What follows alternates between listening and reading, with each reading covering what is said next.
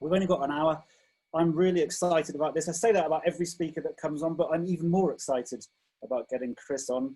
I met him and was introduced to him. It must have been over a decade ago when he was down in South Africa presenting at a bank that shall remain nameless. And I remember sitting there listening to him talk about the disruption that's coming and how the banks and the leaders of the banks have actually got to go and get their heads around this and start to try to be more innovative and creative and fight this tsunami, because technology is allowing these startups that are actually coming through. Unfortunately, that said bank didn't listen to a word of what he said and have been hemorrhaging customers up the hundreds of thousands per annum ever since that particular point in time. But they're not the only one. Most of the incumbents have made the same mistake. So Chris Skinner, I want to welcome you. My favorite troublemaker, my favorite disruptor. I love your blog, The Financier, and everyone that hasn't ever read it, they should actually get onto it, thefinancier.com.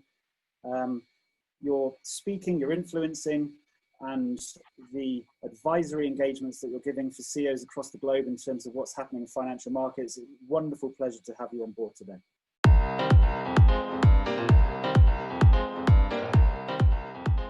You're very kind, Cole, and nice to see you in a warm South Africa, I assume. I'm here in a cool Poland. Yeah, it's, what is it, 20 odd degrees down here. So I'm going to kick off, we've titled this, post-pandemic strategy, but I want to start in the past, if we can. And I want to go back to that kind of 10 years ago and some of these predictions. I'm gutted because there are still the same banks providing these dreadful services, which I'd have hoped by now would have started to actually been seeing more significantly disrupted. What's gone wrong here, Chris?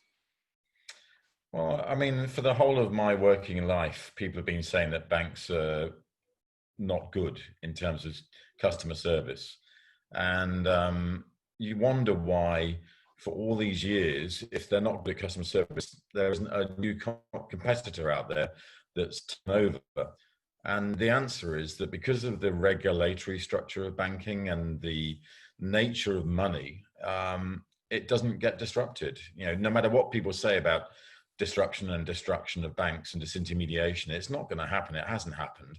And the reason it hasn't happened and is not going to happen is that the customers are not willing to switch, both corporate and retail, once they have a bank, because the nature of money is that psychologically we just want it to be safe. And as long as you provide that function, then that's the job that needs to be done. And the nature of being safe is you're regulated and backed by an insurance scheme that is government endorsed. And that is the banking license. So to get a banking license is very difficult. And once you've got it, the customer will join you because you're safe. And they would typically join the brands and the banks that are the biggest names out there. So when a new bank launches, it doesn't have that trust. It takes ages to get it. And by the time it's got it, it's normally acquired by a big bank anyway. So that's the reason why it's not changed in my working life. Do you think that's going to continue? So I'll give you a couple of examples. I mean, these are all examples actually that you've written about. So let's look in the UK at the moment. Let's take TransferWise. I think TransferWise are awesome. If you don't know what TransferWise do, look them up. If you can use them, use them. They are probably the best FX cross-border payment platform I've ever used. It's transparent, it's open, it's quick, it's easy. And whether I'm drawing funds from dollars into rand and moving it down here, or from euros into dollars, very rarely do their prices and their spreads get beaten by other competitors. So they're phenomenal. Aren't the banks just facing this type of attack on all fronts? And at some point, they're going to have nothing left of value to offer to people to make money from? Well, there's two aspects to what you just said. The first is that I also use TransferWise a lot because I'm here in Poland and my bank is in England. But someone said to me the other day, why don't you use Santander's OnePayFX, which is it's basically a FX system based on Ripple. And the other day I was transferring money to Poland, and the exchange rate currently on the spot markets is about 5.22 zloty to the pound. On Santander OneFX, I was getting 5.15. On TransferWise, I was getting 4.5. So TransferWise right now, because of the pandemic, has some issues and is leveraging profit on their FX rates and fees, which is a shame because you would like to see the challenges being more challenging in these times rather than trying to take more profit, but TransferWise is taking more profit. On the other hand, one of the things I keep coming back to and saying quite a lot is that the boring old banks, because of their service and structure, will be left with boring old bills and boring old transactions, like paying the mortgage or the loans or doing FX transactions maybe. And what is actually happening is that the more exciting banks like Monzo and Starling and Tandem in the UK, or Bunk, NAB, N26, Chime, are all getting more of the lifestyle structures of the customer. So when the customer lives on their deposit account, it used to be with boring old banks. That is definitely moving away to the new banks, because the new banks, what they do really effectively is at the analytics of what you're doing with your lifestyle transactions. And the old banks don't have that capability because of their old legacy structures. I liken it to a memory I have, particularly of going to Rwanda. And everything in Rwanda is contactless payments and mobile wallets. And I said to the driver of my car, so when do you go to the bank? And he said, I go to the bank for the complicated stuff. You know, if I need to do a foreign exchange transaction or remittance or get a loan, I might go to the bank. But my lifestyle is now in the mobile wallet. And that's what's happening with the challenger banks in Britain and in many other nations. Does that still allow them to actually survive, or do you think there'll be some consolidation here? Because their margins are going to get tighter, they have to. Maybe they're there for the more complicated, so more structured, so it's more expensive products which require people. You can't automate and use AI so quickly. You've got this really expensive branch network, these really expensive legacy systems that are in there. So they're really limited in terms of reducing their kind of cost base to go and service this. And it's kind of, I don't know if this is a good thing. I'm worried you're going to start to see them become less profitable to a point where they actually are going to have to start either consolidating or closing just because of natural forces for the first time in certainly my lifetime, that would be. Yeah, I mean, this is the core of the big issue that is the elephant in the room, to be honest, which is when are any of these companies going to make money?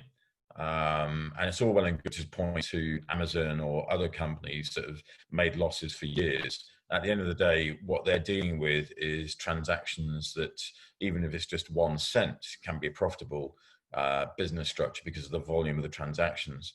And it's volume of transactions that's the key here. So some of these companies, like Stripe, are definitely getting enough fee on transactions to be profitable and have a viable long-term business model. But I think right now there's questionable structures out there, and this crisis is going to bring that to a head, because there's an awful lot of unicorns and centaurs, which is the less than $1 billion valuation companies, that have been living on a dream of long-term idea, and the idea isn't viable. I'm not going to name names, but I could point to a number of fintech companies that I've always thought it's questionable about their long-term business model. And even with the valuations they're getting, it's questionable. And right now, I think it's even more questionable. What's going to happen right now is that the innovators that are doing interesting things during this crisis will probably survive and get more funding post this crisis. But there's quite a few that are just like rabbits stuck in headlights, and I just don't see what's going to happen for the long term. We could just go through a few names and see if we can get you to nod your head or shake it like Revolut. Okay, we won't do that. What about? I'll do my emperor thing, you know. Let's see if we get some names. If the audience, if you've got names, let's we'll put you on the spot. What about blockchain? I think this has been fascinating, especially on the Bitcoin side of things, and all of the variations that are coming out on the other side from companies like Ethereum. Casino gambling at its most global, I suppose. What do you think about this? And it's not just the gambling. Is there any real opportunity? Is this going to become something, or is it going to just fizzle out? I mean, I'm still bullish on the overall theme of distributed ledger, blockchain, and cryptocurrency. I still have big questions over things like Bitcoin and some of their cohorts. I think Ethereum definitely has a viable future because so many businesses are buying into Ethereum distributed ledger technology structures that long term it should succeed. It does have viability. It's interesting in the crisis as it hit that Bitcoin and then all of its associated cryptocurrencies took about a 40% downturn in value, because everyone's always said this is going to be, the gold of the future. It's digital gold. Well, it's obviously not digital gold because it's got nothing. It's got nothing backing it. Interestingly, if you didn't see it last week, Libra came out with Libra 2.0, which is now going to be a much more stable coin basket of currencies with dollar backing than before. But just in case anyone on the call hasn't heard of Libra, do you want to just give them the sort of the heads up on what it is and who's running it? Libra is the Facebook cryptocurrency, or digital currency if you prefer. And actually what it ended up doing is, as soon as they announced it, I said it would fail because governments would shut it down, mainly because nobody trusts Facebook. But Facebook has still persisted with the idea of doing a digital currency within the Facebook community that would support over 2 billion people. And if they do get it out there and can avoid the regulatory shutdown, then it would be quite incredible because you'd suddenly have a global currency for over 2 billion people. I just don't see how they'll ever get it out the door, because what's happened as a result of their announcement is governments are now saying, well, we don't want that. We want to have a digital dollar, a digital yuan, a digital rand, a digital pound, a zloty, whatever. So all the governments have actually woken up very quickly because of Libra to doing their own central bank backed digital currencies, or CBDCs as they're called. So that's a huge trend that's risen up. And then going to the point about blockchain, I wrote a book, Value Web, all about blockchain and the whole idea of doing cheap databases that are distributed, decentralized, and shared. And it's a wonderful idea. The problem is that the main use cases for that idea are in incredibly complicated areas such as digital identity or clearing and settlement. And when you look at these areas, what you find is that it's not actually a technology solution that's the issue. It's the agreement between government, institutions, and business and consumer that is the structure that has to be agreed. And that's hugely complicated. In that, if you just take digital identity, getting anyone to agree about digital identity as a structure is a massive ask. And there's very few people who have cracked that nut. And it's not going to be cracked by blockchain and distributed ledger. It's going to be cracked by maybe the United Nations and World Bank. But then it has to roll out through so many countries. It's really difficult. Yeah, we've got a question which you're kind of half answering. We'll bring that up now from Andre Esterhazen. Is cryptocurrency a more cost-effective way of foreign money transfer? Banks are far too expensive. Do you want to just expand on what you were saying about the mechanism in place and not the technology making this the difficult thing? Well, I think the main thing I'm saying about technology is that the internet provides a fantastic platform for peer-to-peer exchange and doing that in real time. And so it flattens the transaction and the value exchange. So before we'd have to do this with some form of human intervention and oversight, and now we can do it with a pure algorithm. And my best example is the peer-to-peer lending markets, where we can take $1,000 of investment and spread that over 100 people to minimize the risk and to maximize the return. And by doing it through an algorithm, we can give you far more return on the investment and far less cost on the borrowing than a physical institution could ever compete with. So that's the thing that we're seeing across the board right now in terms of peer-to-peer innovation in the fintech community and in the technology community. And that's what most startups are doing really well. And it's the reason why payments is the #1 fintech application. And lending is the second most common fintech startup focus point. But the trouble is, going back to our opening, is that a lot of consumers don't trust new things. and they don't switch easily. And same with businesses, because they worry psychologically about money being safe. And it's very easy to see something that makes you feel unsafe. In fact, I just got something this morning as a announcement around a survey that had been done by one of the fintech startups using YouGov in Britain, which is a research company. And they polled over 2,500 consumers. And even when they get communication from a bank digitally, a third of consumers do not trust that communication from the bank digitally. And I think this is the core issue, which is trust. And it really is around money, which is the most important thing in your life, and who looks after it, and can you trust them, and are they regulated effectively? And it's very difficult in a technology platform, peer-to-peer community, to get that trust. That's really good that you brought that up, actually. What are you seeing or expecting to see? Because you've got some big peer-to-peer lenders in the UK that have been growing exponentially for a decade or more, you know, companies like Zopa and Lending Cub. What are you expecting to see from those guys? Are they going to ride through this, or are they going to suddenly start seeing default rates which compete in the worst way with banks? I mean, every one of them is different. I think some of them might fail. I don't think Zopa will, because I know them very sort of intimately, mainly because I was running a club in London that had a meeting every month of people who were interesting. And way back in March 2005, the speaker at the club was Richard Duval, who was one of the co-founders of Zopa. And it was actually a couple of days before they launched Zopa. And his idea was an eBay for loans. And we all thought he was stupid. Wouldn't say that to his face, but you know, at that time, it was such a weird idea, an eBay for loans. But it's worked out very well. And the reason why I mention this is that if they launched, as I said, back in March 2005, they've already been through a crisis, the global financial crisis of 2008. They've run their algorithms, and when they started, they actually turned away a lot of viable borrowers because their algorithms were really Loctite safe, and their default rates were about 0.6% after 5 years, which is incredibly low. It's risen to about 0.9% because they've allowed a wider market access, and now they're launching a UK bank. So I think they'll be okay.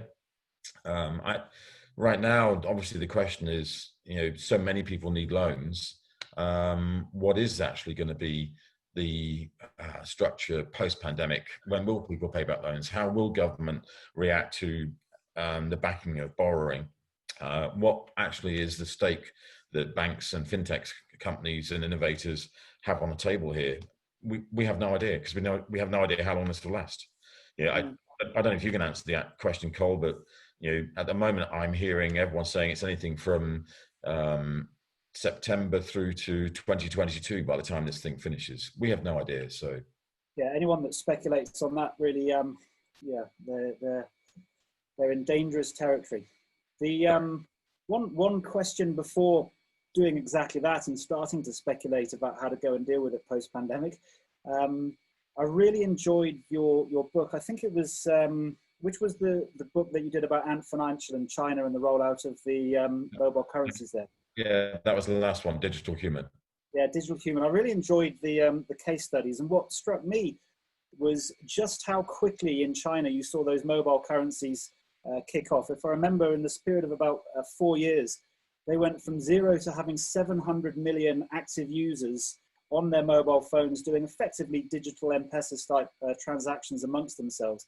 You had a QR code system which was implemented, so even, you know, beggars on the street could have their QR code literally on their t-shirts, so people could make instant payments to them through that sort of virtual currency world, so that businesses could start up with kind of 0.0001% transaction fees using their virtual wallets and those virtual currencies. And then I think the last thing that just was stunning was that the actual turnover of money going through that was something like $20-odd trillion, which is more than the GDP in places like the United States. That happened in 4 years, okay? What is keeping Africa back? Because we're not seeing that same viral adoption, which could be so beneficial to so many of the unbanked community in Africa. Yeah, I mean, China's mobile wallet rise has been phenomenal. And it started in 2012 when Tencent, which has WeChat Pay and WeChat, started to compete with Alibaba with Alipay. And they launched the Red Letter Days, which is Chinese New Year gifting of money. And basically that escalated rapidly, as you say. In fact, to the point where I think last year, the figures vary, but it's around 35 trillion US dollars being transacted through mobile payments. And if you go to any of the Chinese tier one cities, the biggest cities, which obviously you won't do at the moment, but you know, before the pandemic, if you tried to offer them cash or a card payment, they would look at you like you were from another planet, because everything is mobile QR payments. And now that's also a trend that we're seeing in India, Pakistan, and other countries. And in fact, what Alipay have done, Ant Financial, which is the parent company of Alipay, is exported their technologies to many other countries using apps and APIs and cloud. And it's an incredibly successful strategy and company. The reason why it's not working yet in Africa is that Africa, so many people refer to as like it's one country, and yet it's not. It's many countries, as you will know. And what I've seen in my visits to African nations is that every nation is incredibly different, politically, socially, culturally. So in Kenya, everything is run on M-Pesa. In Zimbabwe, everything is run on mobile, but with Equitel. In Tanzania, there's far more interoperability between providers. In Rwanda, it's quite a good competitive market, and incredibly amazed me is that it's the ninth safest country in the world, and it's run by women. 63% of government in Rwanda are female. In Ethiopia, when I went there, I was shocked that nothing is mobile payments. It's all cash. So every country is different, and I think it's similar to the challenge that we've had in Europe and South Asia, where we talk about trying to develop consolidated structures that have critical mass, but it's really difficult to get critical mass when you have disparate nations and fragmented countries, and when each country on its own is actually quite small. You know, 1.3 billion people in China can make something like WeChat Pay and Alipay succeed very quickly. 50 million, 40 million, 20 million people in a country that's actually, yes, part of a region, but it's not an integrated region. It doesn't work. And this goes to the heart of the Euro project, which is, you know, the whole Euro and European Union project is to try and create a harmonized region of 650 million people, which, to be honest, right now, it's falling apart. What do you think about, I don't know whether we want to start on the positives or the negatives here. Perhaps we should start by saying, obviously, this in general, there is nothing good about this. It's a complete disaster, the pandemic, and our hearts go out to anyone that's negatively impacted. But it is what it is. And I think from a business and an individual perspective, we've also got to look at it just practically and say, how can we make the most opportunities out of this? How can we go and actually use this to go into some sort of strength? And I know that you're consistently writing about this on your blog on financier.com. Do you want to share some of your initial kind of musings and thoughts about how we can turn this into something that's a positive? Yeah, I mean, it's worrying in some ways from my personal perspective that I'm blogging and I'm not an expert on anything. I spend all my time obviously in technology and finance, so I could claim that I have expertise in technology and finance, but I've become very philosophical in the last 2 months. So from my own personal perspective, I was at home here in Poland, late February, early March, planning to disappear for 6 weeks from mid-March to end of April on a global tour promoting my new book, which all got postponed, stroke cancelled. So I've actually been in lockdown for over 2 months. And you do wonder when you're writing and musing whether you're actually writing and something that makes sense, because it's not about finance and technology anymore, it's about life. And I think the interesting thing as a positive, and hopefully all of you are feeling the same thing, is that being stuck at home is not a bad thing if you have family, because for the first time in our lives, we're spending 24/7 with our partners and our children, maybe our parents, and you realize the priorities in life are changing. in that the priorities in life before may have been all about money and work, whereas now it's all about family and relationships.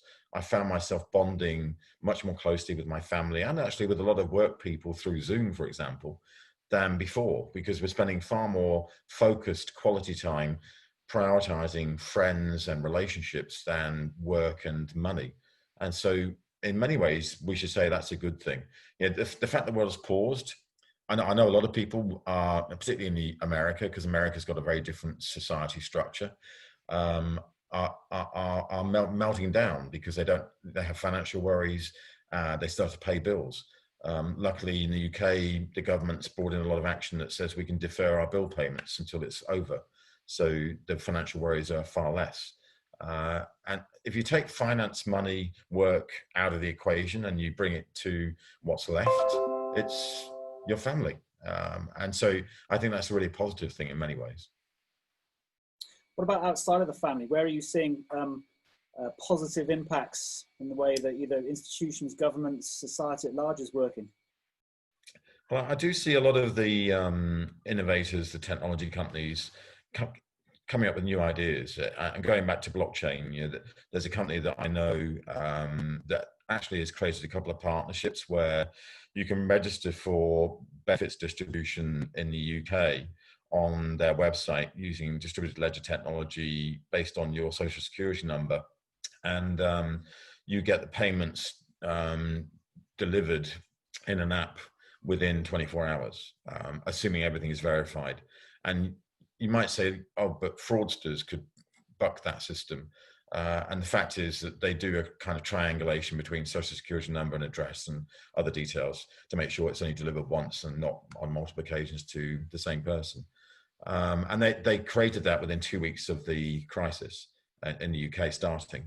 I've seen the same with other fintech companies. So one of the things I keep saying is right now, a lot of the fintech companies were getting probably towards the end of their last funding cycle and will start looking at their next funding cycle. Some were quite lucky. They just got through that. So 86400, a challenger bank in Australia, just got their funding cycle completed before the lockdown.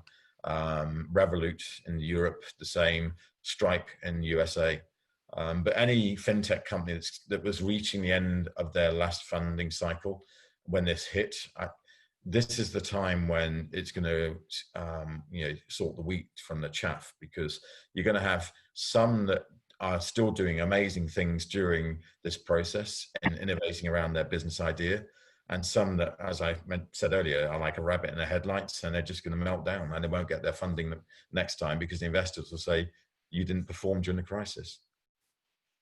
It's not just a happy story though, is it? I mean, I've got a feeling that we can also expect the worst of humans to be coming out, and we equally need to be aware of that as we're setting the strategies. Have you got any thoughts about where we should be watching and hoping, keeping our fingers crossed we don't see what you're about to say? I think the biggest thing we have to look for, and again, it's on the government's table to deal with this, it's civil unrest. In that one of the things that stays in my mind throughout all of my life is the film Metropolis, which, if you haven't seen it, it was created by Fritz Lang in 1927, black and white movie where there's a wealthy above ground class and workers underground, and the workers are the masses and the above ground are the few. And I think the inequality we were seeing in society before this pandemic, and that was actually the hangover from the global financial crisis with the 1%, is going to be something that's even more exaggerated once the lockdown ends, because you're going to see, yes, there's 99% that don't have the wealth, but actually now there's probably about 25% of the 99% who not only don't have wealth, but they don't have anything. And so what do you do when you don't have anything? You riot. Now, it's a bit bleak picture. I hate to say it, but I just have this concern personally that post-pandemic, we're going to have to rethink everything about money and society and government and business to make sure that we can support the masses and not just a few. One of the things that a lot of people will talk about is the universal credit, universal basic income.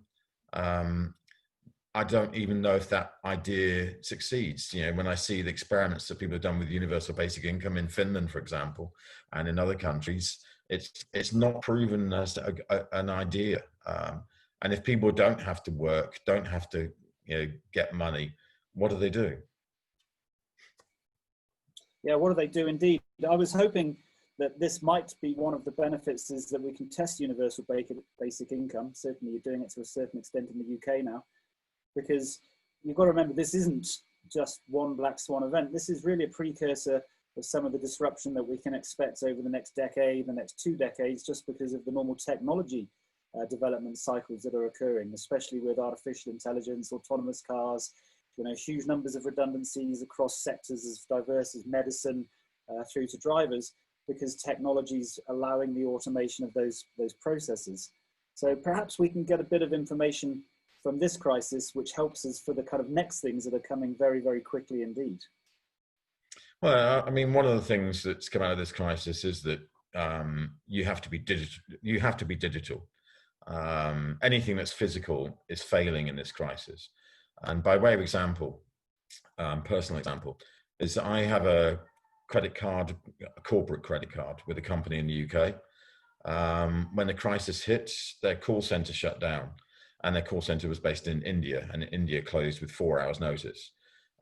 So 6 weeks later, I still cannot call this card issuing company because they have no backup to the Indian call center operation. Their website failed. Basically, there was some technical glitch. I couldn't get online access. So I can't get online access, I can't call them. And that lasted for over 6 weeks. And it basically is because they had no digital backup to their physical structure. And this is the point that I'm making quite regularly now on my blog and in my thoughts, which is the crisis will create everyone being much more acutely aware that you have to have a digital backup to a physical operation. You can't just depend on the physical operation. We did business continuity planning and disaster recovery for our technology. We never did it for our office. We have to do that now for our physical operations. But the second thing is quite interesting, going back to Alipay in China. And obviously China had the issue first of the coronavirus pandemic. Alipay, working with the People's Republic, created a part of that app that had a green light or a red light based on the health of that individual. And if you had the green light, and this is based on testing, then you could travel, but you had to have other verifications. But they had a digital health monitor basically operating in China very early on, delivered by Alipay, which is the most ubiquitous wallet in the country. And I think that digital health monitoring is also going to be something that's very big post-pandemic, which is saying, you know, you can only travel if you can prove that you are, you know, of good health.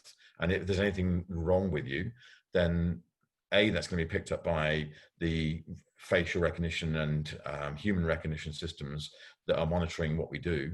And B, you have to have the credentials that you can show digitally that you are healthy. What sort of leadership styles do you think are going to navigate this crisis more effectively? Let's get more into this, you know, what can you learn from the pandemic for future success? What sort of companies do you think are going to use this? It's going to be tough, but they're going to get through, and they're going to have my word, some proper advocates for their brand over the next coming years. Well, I mean, this crisis is a gift for Amazon because, you know, the only way I've survived this crisis personally is because I can still order stuff on Amazon and get it delivered. So offline to online and digital backup is the criticality. The digital giants will get to be even bigger. We've seen that with Netflix. You know, everyone's stuck at home. So what do? You binge watch Ozark or Lilyhammer or whatever on Netflix. So those things are becoming notable and will be even bigger post the crisis. I think a lot of the physical stores and retailers and the airlines obviously are going to be really massively impacted. No airline is ever going to go back to an old normal because, you know, I mean, I traveled nonstop before this crisis, and I'm thinking, do I really want to get on a plane to go to another conference? Yeah, so I might, but it will be very rare, and it will have to be very worthwhile for me to do that. And one of the things I was musing about, and it's a blog that's coming out later this week, because I do pre-write quite a lot of them. But governments around the world have handled this very differently. And in particular, obviously, I look at the UK and the USA and India and China as the biggest nations, and UK because it's my home nation originally. And I'm living in Poland, and Poland did a lockdown 2 weeks after the first death from coronavirus, and with 24 hours notice. So all international air travel was banned with 24 hours notice. The airport shut. China, as you saw with Wuhan, shut really quickly once they could see human-to-human transmission of the virus. The UK had the first coronavirus death around 20th of January and didn't lock down until the 15th of March. So it was almost 2 months. The USA, as we've seen, is a complete disaster. And the difference is that in nations that allow freedom of speech and freedom of expression and democracy and are very capitalistic and economically focused, we're very much slower to react than those that are more autocratic and where citizens are much more governed by the central authorities. So the idea of locking down the USA within 2 weeks of a first death would be something that Trump wouldn't have done, and obviously he didn't do. And same with Boris Johnson. You know, Boris Johnson was saying, just wash your hands for 20 seconds singing happy birthday to me. I think he regrets that now he's had the coronavirus. And to me, it demonstrated the difference in styles of governments. And to be honest, I didn't like what the Polish government did, closing down the airport with 24 hours notice. And at the time, I was really moaning about that decision. Now I look back and say, you know what? In some ways, it's great to be in a country that's more autocratic, because they have in South Africa to your debate there, because I mean, we closed down and went into lockdown before I think there'd even been a single death. Yeah. I think we're genuinely recognised as having learned the most from all of the episodes in Italy and China and the United States, and being the most proactive, so they can take great pride in that. I'm English as well, but yeah. And just I kind of want to know. I mean, I retweeted this yesterday from an Indian commentator, which is India. I can't remember the exact numbers, but it's like 16% of the global population and 0.4% of the coronavirus deaths. America, 4% of the global population and 24% of the coronavirus deaths. And it just is about, you know, the Indian government shut down with 4 hours notice, which is terrible. But having said that, they've protected the people. And that, to me, you can sit and say, you know, you'd rather be in a laissez-faire democracy than a autocratic dictatorship. But somewhere in between those two is a balance. And my views on the autocratic dictatorships has changed a little bit during this crisis. I've got a great question here from Anton Musgrove. I think you might know each other. If yes. You don't, you should, because he's another wonderful chap like you. He was actually our first speaker on the series. Do you see global business leaders and institutions agreeing to a reset of what drives capitalism, more conscious capitalism? To an extent. I mean, this crisis, Martin Wolf in the Financial Times, another great commentator, was writing the other day about, he thinks this is where China's ascendancy into the global superpower is turbocharged, which some might think, well, did China create this crisis to take over the world? They didn't create it, hopefully. But it came from China, and they are going to reset much more quickly than America or many of the other nations, because they did lock down quickly and they are run centrally, and their citizens behave as 1.3 billion people in line with what the government says. Otherwise, they get thrown in jail. So there will be a reset, both in terms of the superpowers and in the attitude towards capitalism. I think a lot of us are, again, going through existential questions around things like, what is money? You know, how does money work? What is valuable? Because obviously it's not paper money, because it's got germs on it. So how we think post-crisis will reset, definitely.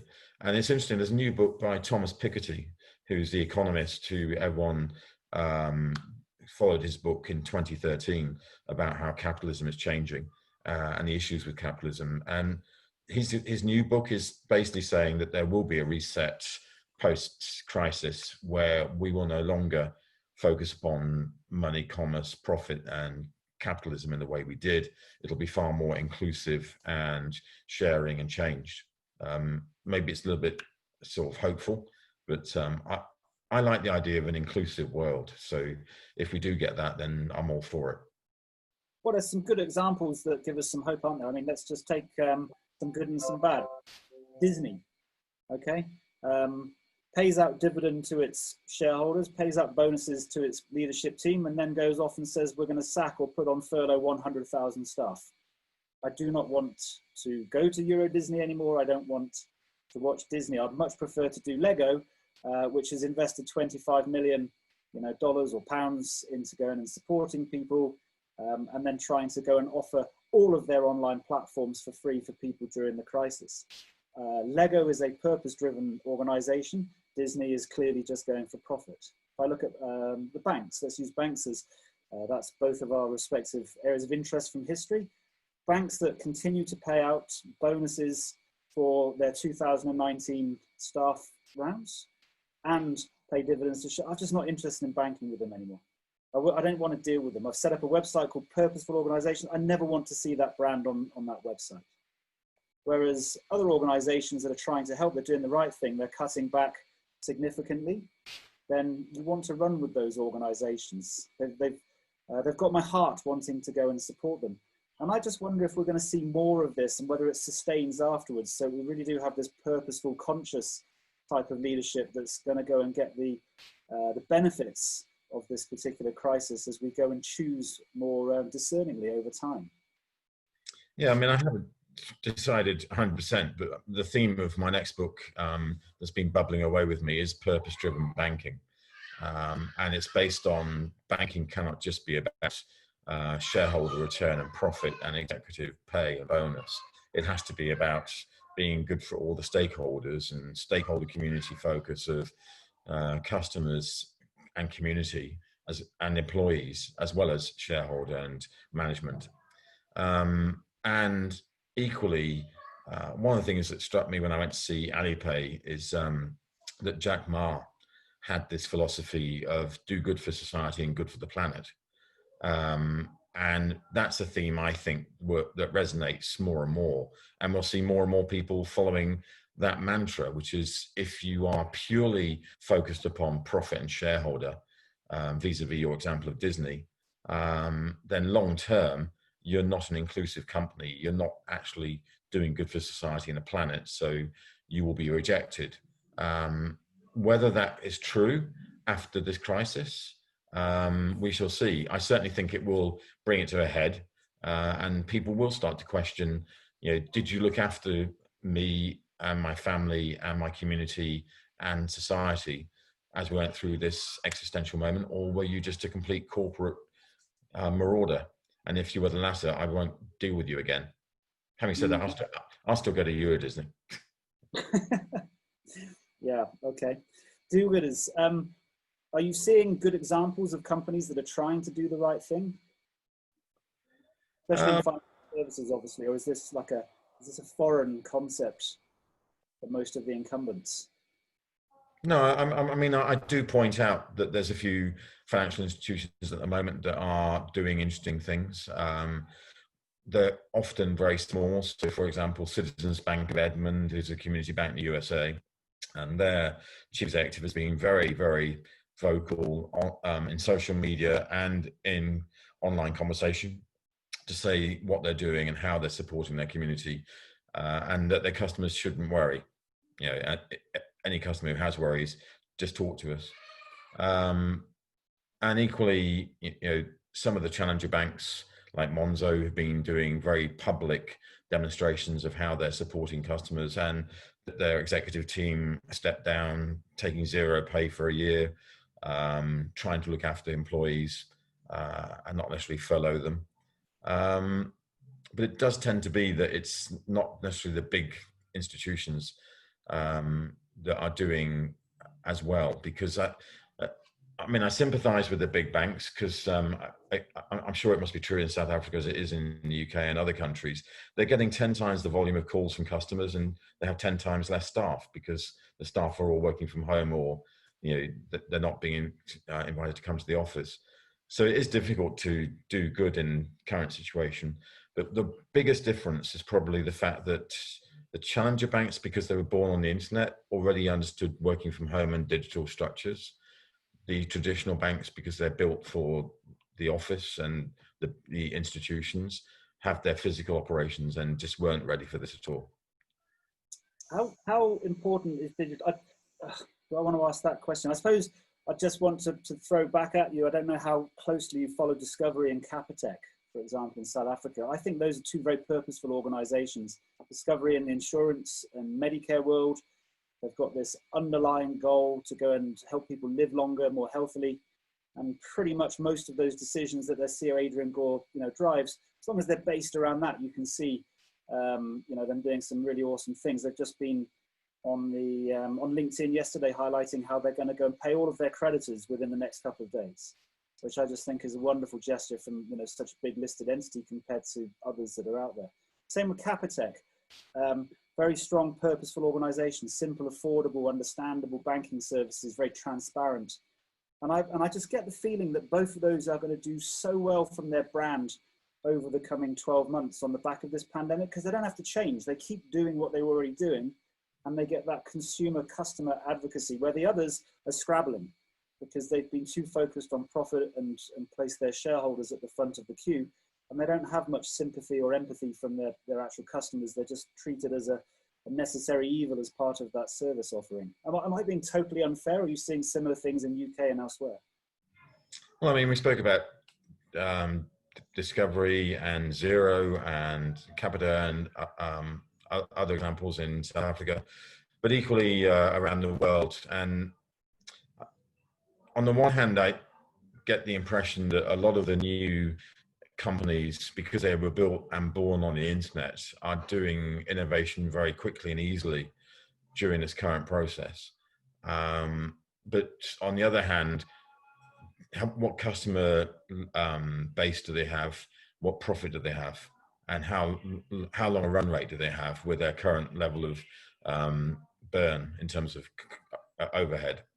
And do they have the ability to reset quickly and deliver quickly? So it's kind of that balance between, yes, there's a lot of good companies out there doing really interesting things, but do they have the run rate to continue for 6, 9, 12 months? Does profit matter anymore? Amazon, 20 years before they get their first profit. Tesla, I think it was earlier this year, they've got their first profit, but it's just a blip against a decade of losses. It seems now people go for value. Hey, I want to get behind this really cool company trying to do amazing things. As long as the share price keeps coming up, I'm happy. Yeah, but the examples you give, like Amazon and Tesla, by not delivering profit for decades, have become the largest companies in their space. And their valuation overall is based on the expectation of the future, which is that they'll become even more dominant. And Amazon's dominance is proven during this crisis. Jeff Bezos became $24 billion richer in the month because they're so good at online to offline. So profit does matter, but and that is actually an interesting comment, because there was one particular challenger bank, N26, whose CEO said profit is not one of our metrics. And as soon as I saw that as a quote, I just thought that company won't have a good long-term future, because any investor, private equity, venture capital, wherever they're coming from, has to see that there will be profit at the end. Even if it's 20 years away, there has to be profit at the end. And the reason why Amazon got the support it got is mainly because people could see the market dominance that this company would have in the future.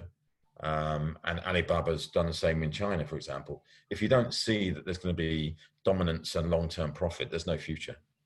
I know Lemonade in the US, their CEO made a similar comment. This is an insurer saying that assets under management wouldn't be one of their primary metrics. Yeah. I kind of, I would just question that fundamentally and say they might feel that way right now. It's kind of like the same comment that was made 10 years ago by fintech startups that they were going to destroy the banks, disrupt the banks. 10 years later, they haven't really.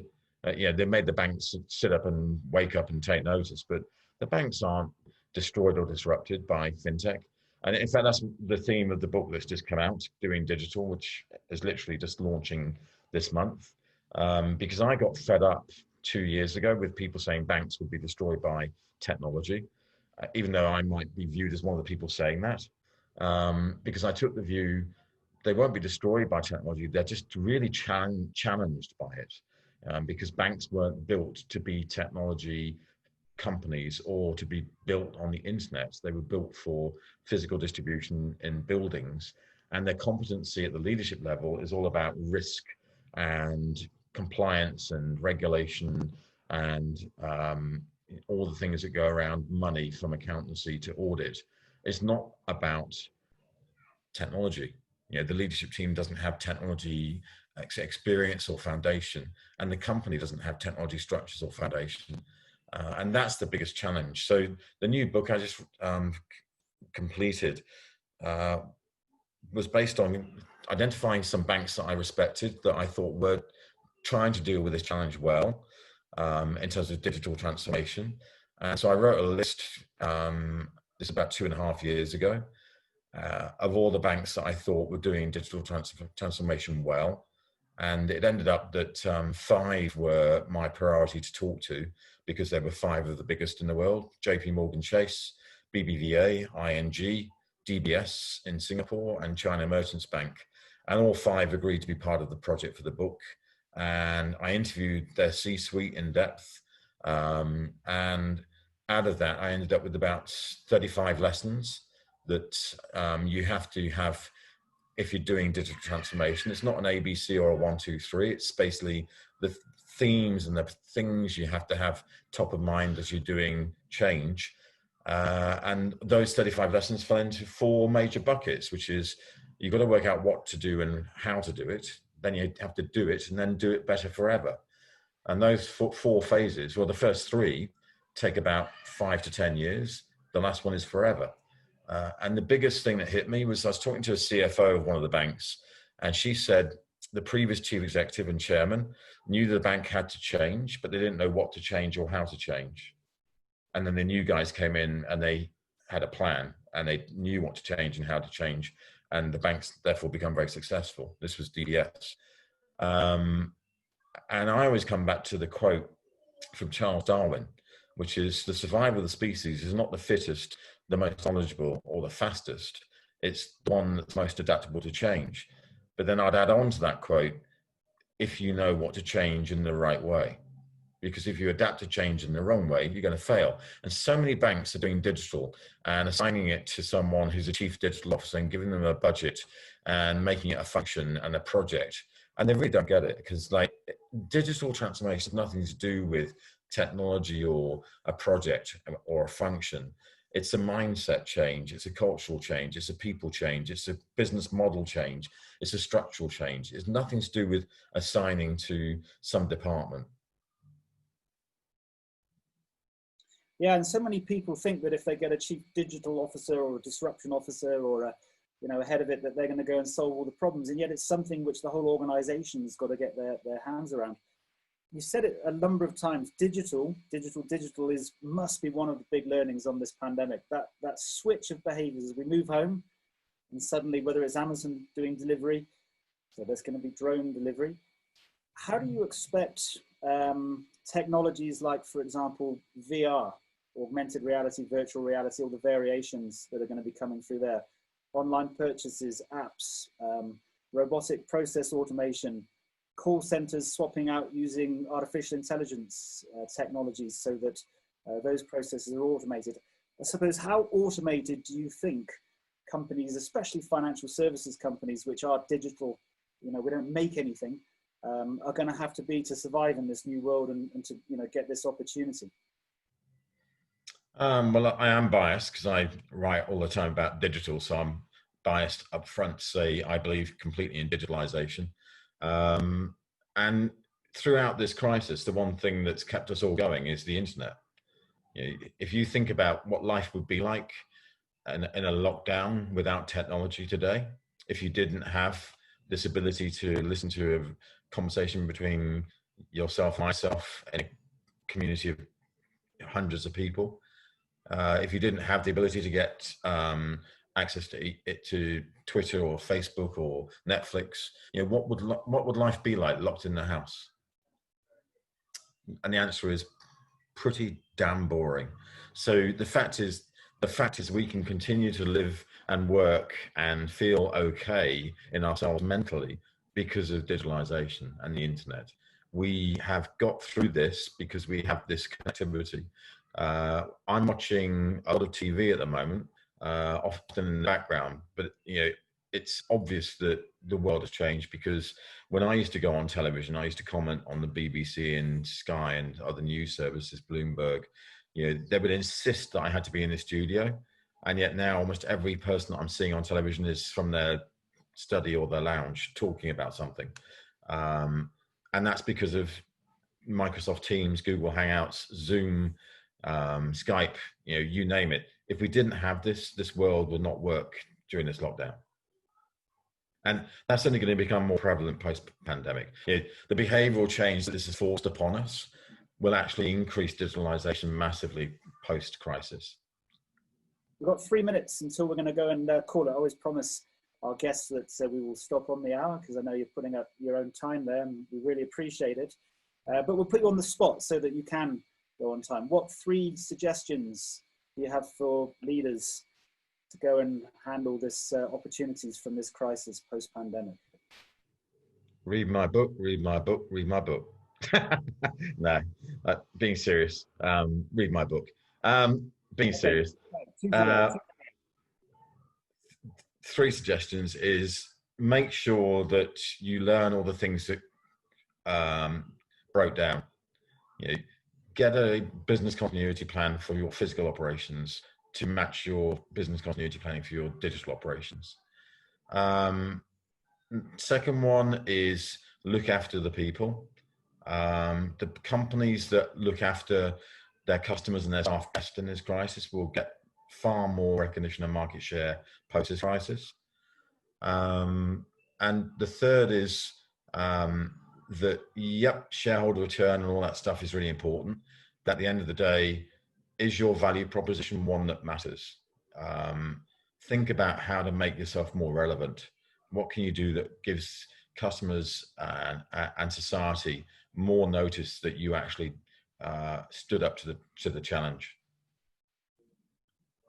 Chris, I just want to, on behalf of everyone, say thank you very much for joining us on the call. We really appreciate it. I know the hour goes quickly. I'd love to chat to you a whole heap longer. Hopefully we'll get to chat to you again at some point. But on behalf of everyone, have a safe time over in Poland, and we'll chat with you soon. Thanks for inviting me, Carl. Take care. And take care, everyone. Cheers, guys.